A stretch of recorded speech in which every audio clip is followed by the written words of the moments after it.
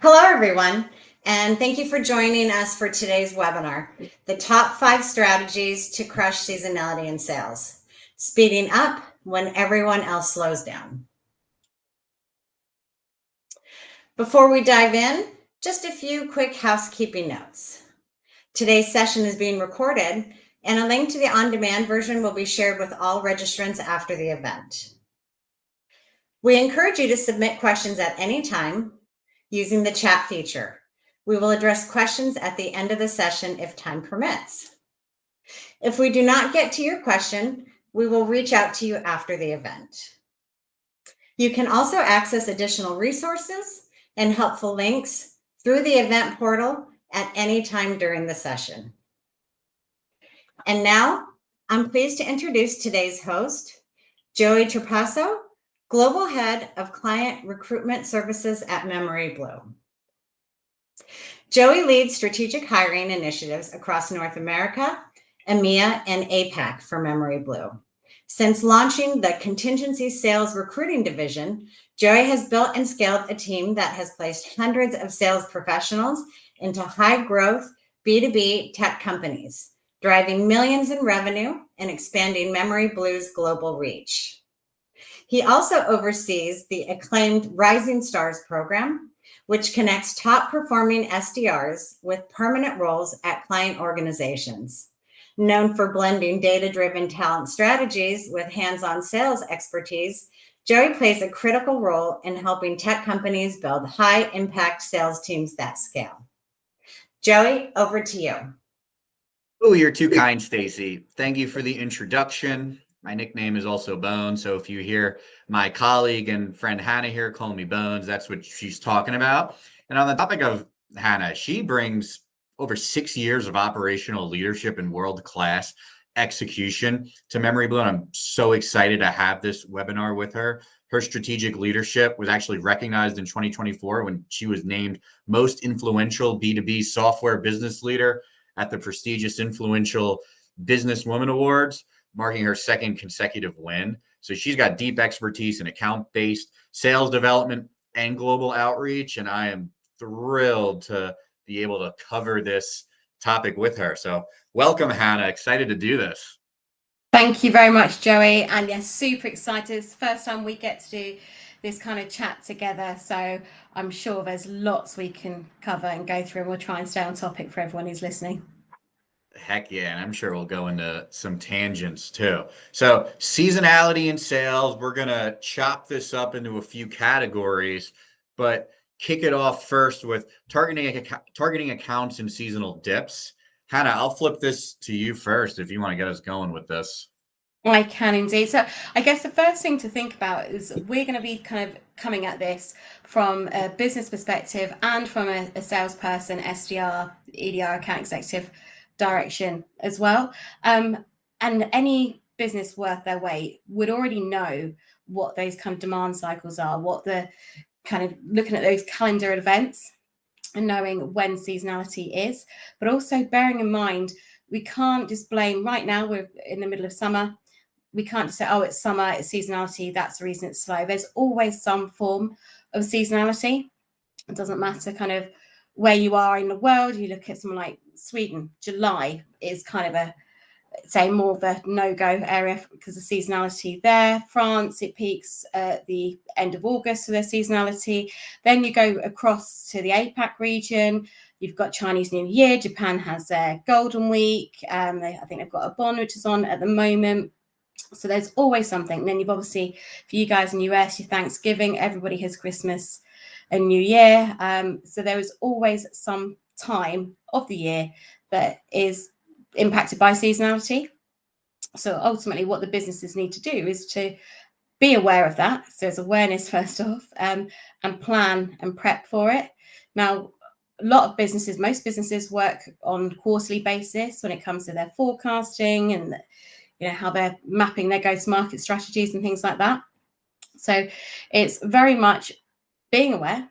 Be aware for the industries as well, because you've got things that I wouldn't touch retail markets necessarily during November, December, January. You've got Black Friday, you've got Christmas, you've got January sales. for example. So it's being aware of what the market is looking like, but also use that quarter to front load that activity. So if you know you're going to go into July, start thinking about it in May. That's the time to set yourself up. But also, when you do get to July, start thinking about the conversations you can have, the way you can set yourself up in that month for future months down the line. For salespeople who are watching the call, you may not get your meeting, you may not get your occur or your sale in that given month if there's seasonality, but you would get it further down the line if you are laying the foundations right now. So it's certainly not a time just to put your feet up. It's certainly time to, in fact, even do more to, you've got the time as well to kind of do some of that process improvement, clean up the CRM notes, prep some more data, whatever it is that you guys need to do, but certainly push the pipeline before that time in the calendar that you know is going to be slightly slower.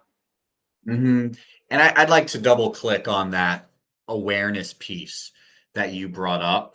And I mentioned when I was promoting this webinar, the first step in solving a problem is admitting you have one.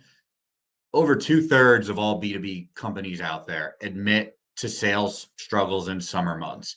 And it typically ranges from a 20 to 40% dip. And essentially, from what I've seen, mistakes get magnified.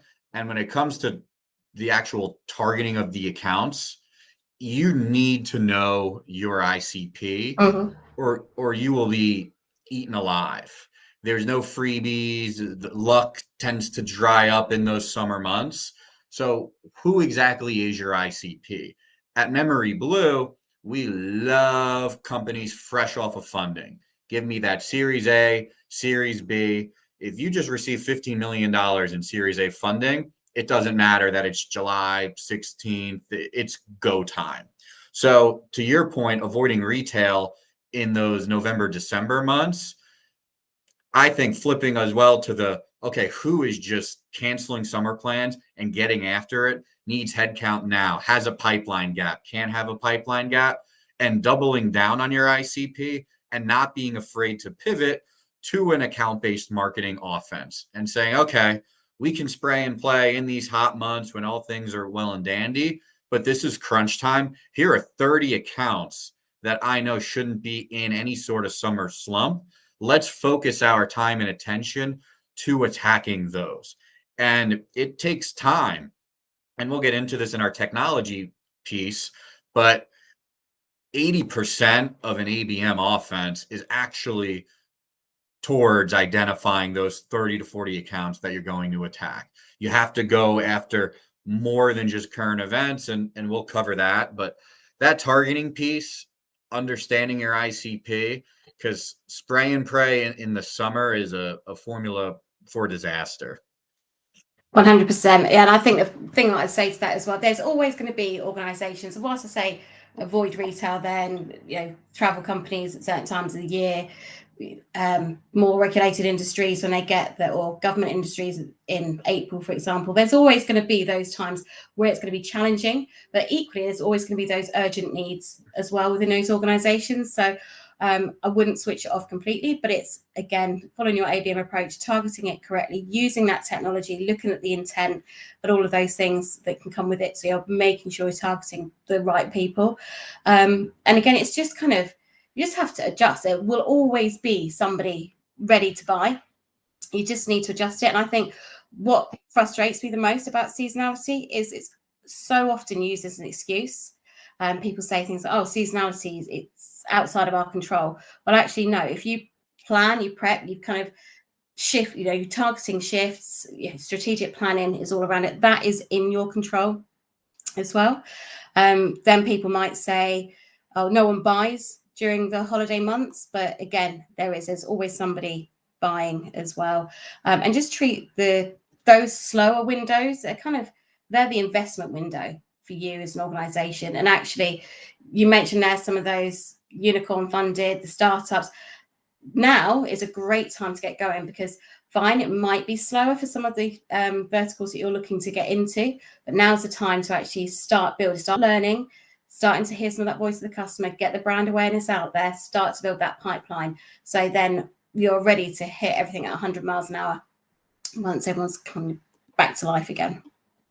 Well said. And I think general theme is a hard job gets that much harder.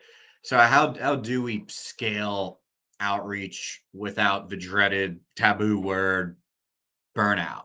Because that's real. It's tough. There's that hamster on a wheel effect. I think every sales rep feels. Maybe you just got through May by the skin of your teeth, and you're looking at these summer months. You see the historics of it, and you're like, holy moly, what am I going to do here? It's easy for us as managers to say, all right, now I got to do 150%, 200%, whatever it takes.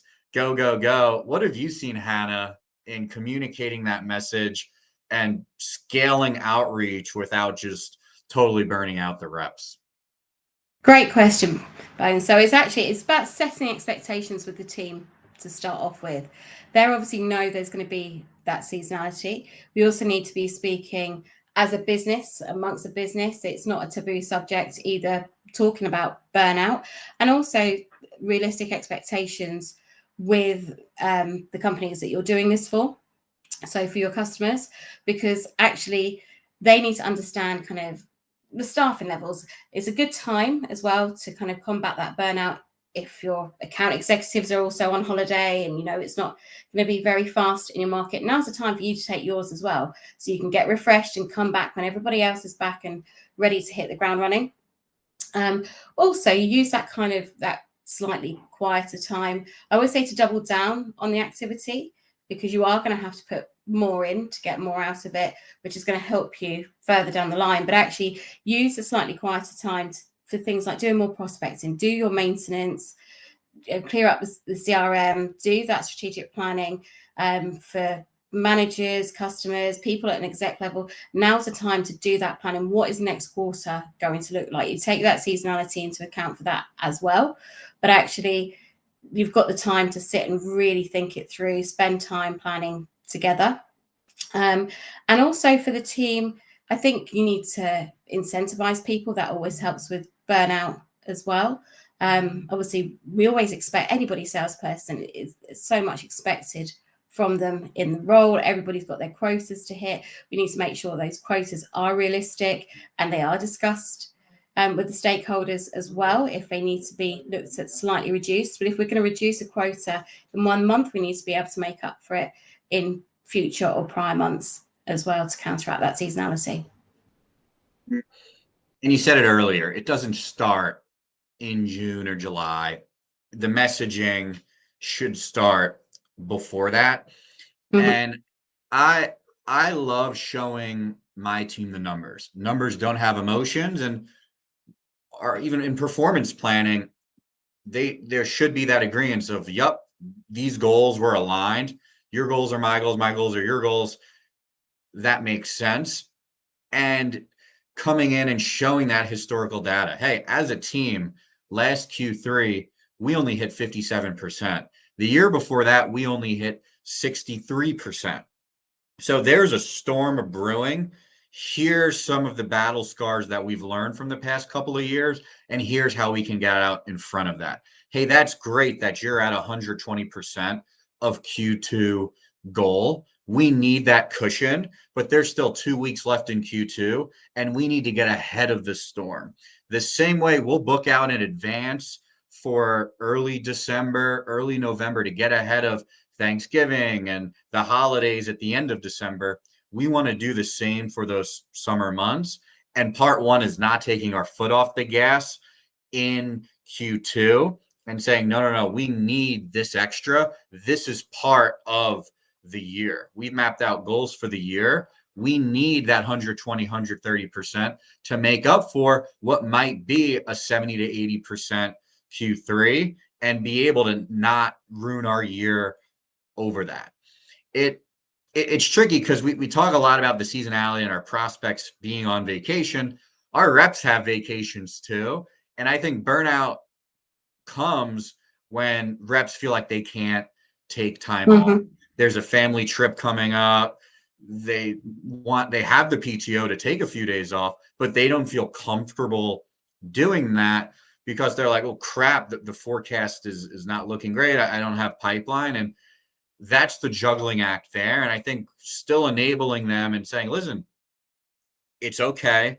We have a plan. That this isn't how we drew it up. Still take that time off, but let's also get out in front and make sure we have a plan in place, pipeline, and just reasonable expectations, so that it's not the end of the world when you get back. But it's boy, oh boy, is it a tightrope of, hey, to take the PTO, but we need pipeline here and we're not there. I agree. I think one of my favorite quotes, Bones, is the difference between a good salesperson and a great salesperson is all in the planning.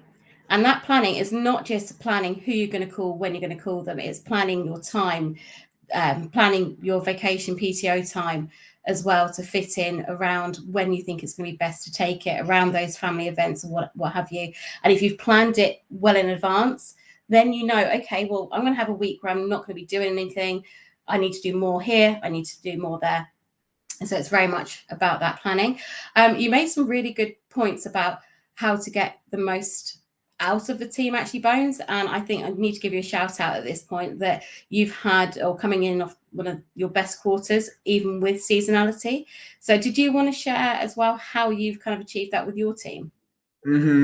I think it's a few different ways. I give almost a wartime speech heading into Q3. I show the same reports that I show to our board and say, listen, squad, this is our reality. Here's where usually we're getting screwed over. And part one is not knowing when our prospects are actually taking PTO, and we're surprised by it. So we got fully in front of it. Every deal that was in play, every active client, we mandated and even changed our playbooks to include PTO schedules. We did not want to be surprised by it. And you can control a sales process and shape it around PTO. So you're not finding out 24 or 48 hours before and advancing things and saying, oh, wait, you're actually out starting next Friday. Let's get this in Thursday. Okay, let's do Tuesday when you're back, and being the first to that 10 a.m. slot when they're back, being the last before they leave, so that this vacation and PTO isn't totally crippling you.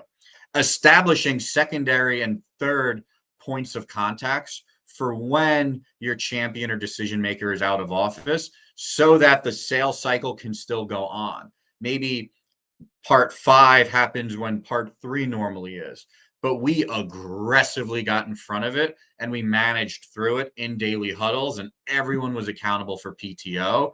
And having it in front of us was daunting, and be like, oh, wow, this person be out a week and a half there. And you're sort of playing Jenga with the different PTO schedules. So getting out in front of it on the prospect side, but internally as well. Part of the burnout is not just feeling like you can't take PTO, but when you're on PTO, feeling like, oh, well, I pretty much worked anyway, but I'm just doing it remote in a different time zone, and this was so much more stressful. We divvied up the work amongst the team, and it's cool to have that sort of community where, all right, I know I'll eventually be out. I don't mind picking up some of this person's load while they're out, because it'll eventually come back and I'll be able to shift it when I'm out. So we did a really good job of divvying out responsibilities for folks that were out. We had one of our top performers was in Egypt. We had someone else go on a beach trip, and they felt that not only they could take the time off, but their deals were also going to go on without them there. And that really worked. I know that's pretty common in Europe, Hannah, right? Where y'all take your summers very seriously. What's that usually look like for you all? Setup, actually. So again, you've got to be planned, prepared, do everything in advance so you can actually have that conversation with the client. So quite often for us and our SDR team right now, it's slightly quieter in terms of day-to-day meetings or the touch points you're going to have with your A's, for example, because typically if the A's are on holiday, then our reps will often take that time as well. So then there's that kind of crossover period for those. But yeah, like I mentioned kind of on the outset of the call, there is some long, you have to be aware, I guess, of the cultural differences of some countries will literally, you say they shut down, but actually they don't. And one of the things that I've always found, particularly when I was an SDR back in the day, was actually I always had some of my nicer conversations with prospects during that seasonal downtime, whether it's the summer holidays or coming up to the Christmas period. People were fine, they were sat on the beach, but they might, if they're not happy to take a 2-minute phone call, they will tell you, I'm on holiday, I'm with my family, but I'm back next week. Then you've got your icebreaker when you then go to have that conversation with that prospect the following week. How was your holiday? You went, or where did you go to, etc., etc. And you're building that rapport with them as well. You'll also find that sometimes those people you've not been able to get hold of for the best part of the quarter or even the year because their diaries are absolutely slammed, during this slightly quieter, more seasonal time, whether it's say summer, Christmas, whatever, is when they haven't got meetings in with their exec team, or they're not completing projects because they'll have already had to meet that project deadline. So now they've actually got time to have that conversation with you as well.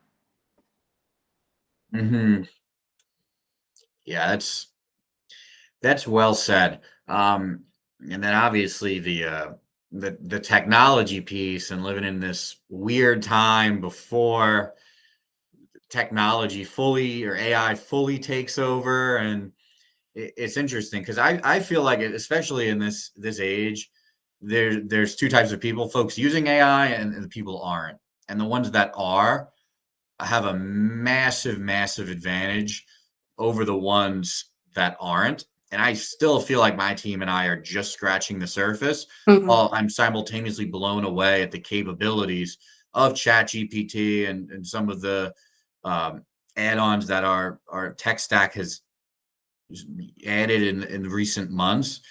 It's mind-blowing.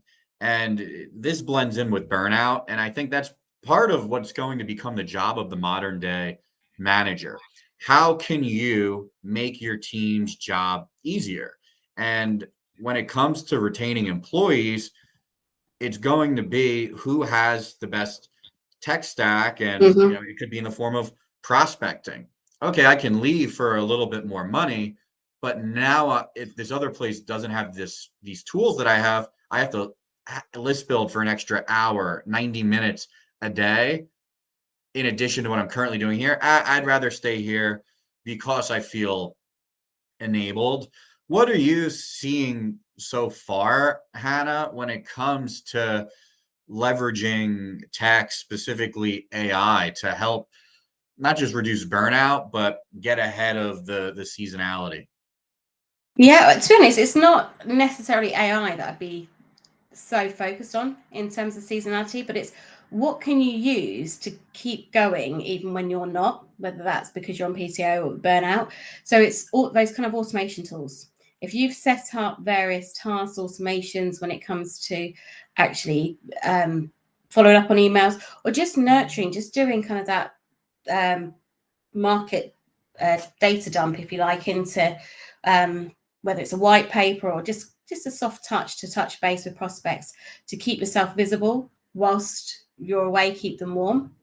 I'd also say intent data and scoops, if you're using things like Zoom Info, are brilliant for this time of year because actually you can see if organizations are particularly starting to look into something, what potentially their projects are. And again, you can use that earlier on. You can see using that intent data that somebody's might say, my intent is to do X, and it's something we want to achieve within 9 to 12 months, or we're going to start looking in 6 months, and you can time it with that as well, with that intent data. The other things I would also be doing is looking at your own internal tools and using your own historical data, so you can actually see the organizations that you've had success with over those particular periods of time, that seasonality over previous years as well, particularly if you've got something that is subscription based or you need to renew or what have you. If there's particular, and again, use that trends, do your own analysis on your own internal CRM and data of, is there particular verticals that have done very, very well at a certain time of year? Is it a particular job title even, or whatever it might be that works best then? And it's certainly things that I would be using the AI for, if we're going to be talking things like ChatGPT, is understanding what particular personas actually care about, what's important to them, what might their priorities be as well. It will be fairly generic, because what you might find the priority of somebody who heads up a bank might be some completely different to somebody who heads up a supermarket, for example. But by understanding more about what might their priorities be as they're going into the second half of the year, then you'll be able to obviously frame your messaging even better to meet that. Mm-hmm.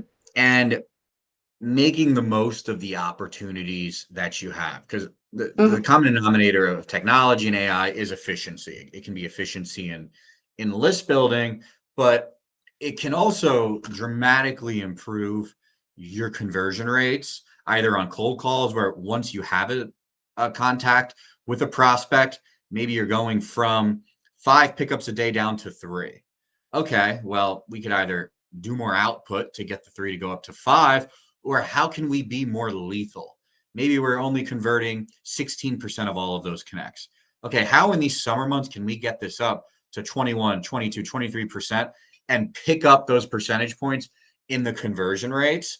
And the ability AI gives you to personalize at scale is really, really incredible. Same thing going into these discovery calls. I need to bring my A game to each call. Maybe I'm used to having 5 demos a day. Now I only have 3. I need to use that time to make sure each of those 3 calls are lethal, personalized case studies, coming in with tailored rapport planned out, each person mapped out, seeing where can this actually fit in, and then really delivering. And I like to go as far as the prompts you can use. Make me sound fancy going into this call. What are 4 specific drops that would make them go, oh, wow, I can't believe this person knows this? The more well-versed and researched you can go in to these discovery calls or even cold calls, the more impressive they're going to think you are. And that's going to leak over to your product or solution that you're selling. So even for the beginners that are a little reluctant to incorporating AI or text, it's a must. And when you're in these summer months where just the overall level of connection rate and discovery calls that you have are lower, conversion rates have to go up. And this is a low-hanging fruit way to do so. And just getting creative is half the battle. We won a deal recently by sending over a gift. It was a coin flip deal. We didn't know if we were going to get it, but we were able to see that this person was a huge Yankee fan, and we're able to send over a Yankees jersey. Now, we went with the whole approach of, yeah, we're more expensive, just like authentic jerseys are. An authentic jersey would have blew through our whole gifting budget. So we're able to brainstorm with ChatGPT and identify a batting practice jersey that fell within our budget and still counted as an authentic jersey. So the same way these holiday months propose a challenge, the summer months do, but it's all the more reason to get creative to overcome these obstacles and find that balance of not letting them be an excuse, but more of just, hey, this is what we're dealing with. We want to hit our yearly goals. This is an obstacle that we have to face. 100%. I think I'd also add a couple of points there. One, which I just thought about, is any of the social selling you guys do, whether it's LinkedIn or whether you're a different business and you're using your Facebook or whatever it might be, scheduled send is your best friend. And get those scheduled posts. You can write all your posts for your business, whether it's your LinkedIn, Facebook, etc., a month in advance for certain days, and then just schedule send those times. Use all the analytics that come with those platforms as well, which tell you when your audience is online, when they're going to be most receptive to it, and trying to make that kind of marketing as well in line with what's going on in the world. If we're talking about seasonality in the summer, whatever it might be, it could be something along those lines as well. But also, I think an area we forget a lot of when we're doing these kind of webinars is personal growth and how people are going to get better, and things that most, and I would assume that if you don't have a call recording coaching type system in your sales environment, it's something you should go out and buy. But use that time to listen back. I know people don't like listen to the sound of their own voice, but go and listen back, analyze your own call patterns, do it in smaller groups with your peers as well, and look at things that you can do to improve your talk tracks. Is there particular words that you keep saying that aren't resonating? And you can use all of that analysis. And as time goes on, and again, for businesses overall, having those business intelligence tools, whether that's connected to the call tracking, whether it's various CRMs, whether it's Tableau, Power BI, whatever it might be, you can actually visualize what those trends and patterns are, and you need to use those to your advantage as well. Spot on. And it is extremely well said. And I think there's no more excuses is the theme. There's too much technology out there. It's your responsibility as a leader to enable your team with that and make the cases to your higher ups. A lot of these softwares, they help you sell, they show the ROI. But as much as it's fun to be old fashioned and be like, nope, back in my day, we dialed from a phone book, the people that adopt this are going to be the ones that are winning. And back to the no excuses. And I know we've touched on ICP a bit. So few reps, from what I've understood, I'd venture to say less than a quarter of reps actually fully understand their ICP and the day-to-day of their champion / decision maker. It's so very, very telling when you actually ask them to say, explain it to me normally. I don't want it to sound like a paragraph from your website. What's the problem / opportunity that your founder or CEO recognized and felt so passionately about that they dropped everything that they were doing to either fix the problem or address this opportunity? So few people can actually articulate a story around that. I have a client, he mandates that every single one of his AEs has to tell a story every 7 minutes. There's so much data behind this. You have to be able to tell stories and understand your ICP. With this new technology that's out there in ChatGPT, there's no longer any excuses. You have to be able to do that and then keep up with current events. Every quarter in the startup world, in this age of AI, I think 40% of VC funding went to AI last year. This is an evolving market, and you have to keep up with the rhythms, with what's going on, because that's going to be the difference whether your emails are being opened or not, or your message is being received. What have been your best strategies, Hannah, to getting your reps to keep up with current events, despite them likely not being cybersecurity majors in college? Exactly. Yeah. So first of all, we're going to open, and obviously I am in the UK, good old BBC News tech first thing in the morning, see what comes out. Everyone's got it on their phones these days. Everybody when the CrowdStrike stuff happened, that was pinging off on everybody's phones.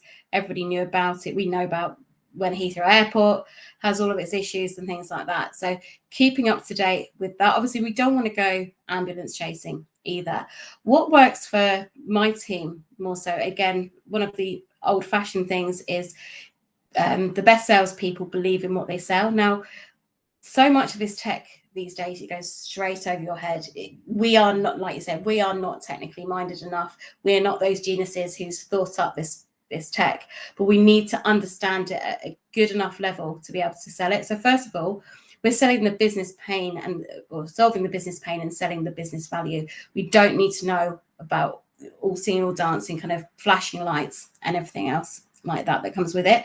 But certainly using analogies, if you can understand how you would use that piece of tech, either in your home office environment or at the company you're working for, or something you do, if you do like traveling off on your vacations and you go through the airport, go, okay, so how would that fit in to an airport? You go to the gym, how would that piece of tech actually help that gym? Whatever it might be, use lots of different analogies. I've also got my own little cheat Joey, that I'll tell you about is that my daughter, she's now 12, but there is a UK TV program called Smarter Than a 10-Year-Old. So since my daughter's been 10, I've quite often brought her onto my training calls and got people to pitch her. If she can understand what you're selling, then we're going to win. I love that. And it's especially folks think they sound fancy with their big words, but that's it. It should be so simple that your 10-year-old daughter can understand, or my grandmother at Thanksgiving. So I know we touched on this quite a bit, keeping pipeline and motivation strong. I think that's one of the big selling points of memoryBlue. You have to lean in to culture when things are hard. When you're asking your reps to do 120%, 130% of what they did last quarter, to potentially, you got to work harder for less. And you've got to find ways to celebrate wins when they come in different shapes and forms. I know there's not consolation prizes, but sometimes 80% is a win.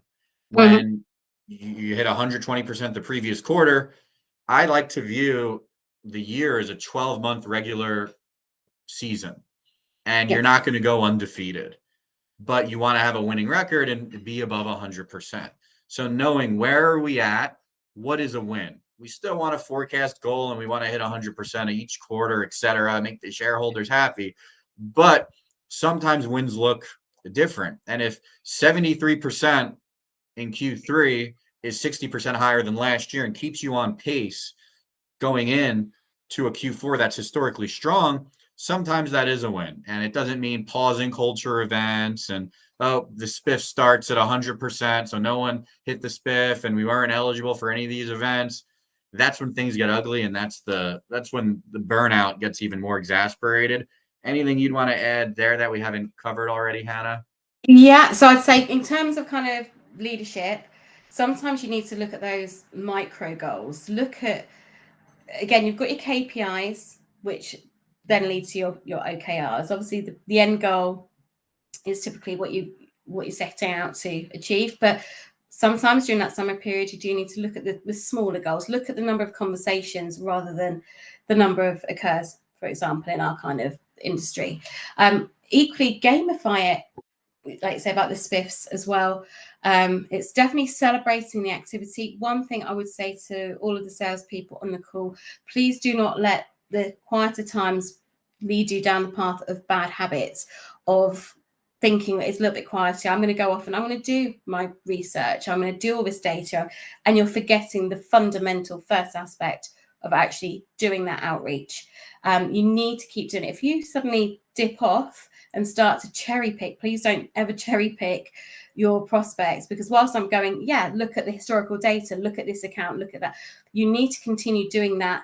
So even if you are just slimming down on the verticals or you're pivoting, you mentioned there obviously the ICP, you might find that actually the main persona that you want to talk to is typically out over the summer period and you speak to somebody else. At the same time, still keep sending those emails, still keep making those telephone calls, because if you continue to cherry pick, you're not building your pipeline for the future, which means you then get yourself onto this sales roller coaster, which you're going to have 1 month that peaks, the next month's going to crash off because you haven't got any pipeline that you've built up to follow up on. Walk, sprint, recipe for burnout and just not sustained success.